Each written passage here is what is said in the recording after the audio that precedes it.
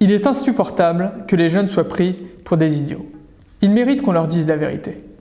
Certes, les jeunes ont un rôle dans la transmission du virus, mais il est faux de dire qu'on les confine pour les protéger.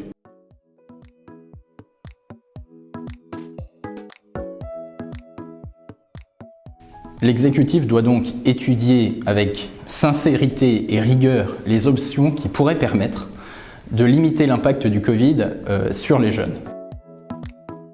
Quand on nous dit qu'il n'est pas possible de créer une bulle autour des personnes âgées ou à risque, en réalité, seuls 10% des personnes âgées vivent avec des personnes d'une autre génération. Quand on nous dit que les jeunes sont frappés par l'épidémie, que 35% des personnes en réanimation ont moins de 65 ans, c'est vrai. Mais parmi elles, seuls 5% ont moins de 40 ans. Par conséquent, pour susciter l'adhésion des plus jeunes aux mesures de reconfinement, il faut leur tenir un langage clair en disant que les mesures qui ont été décidées se fondent sur des logiques éthiques pour protéger les plus vulnérables.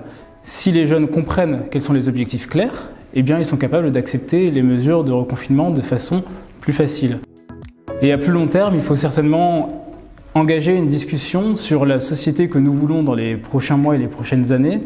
Nous sommes pour l'instant suspendus à l'existence d'un vaccin qui ne vient toujours pas. Alors va-t-on vivre dans une société confinée périodiquement ou alors voulons-nous trouver une solution intermédiaire pour éviter l'effondrement économique, l'effondrement psychologique et social qui est associé aux mesures de reconfinement? Il faut engager cette discussion à l'échelle de la nation et de façon démocratique.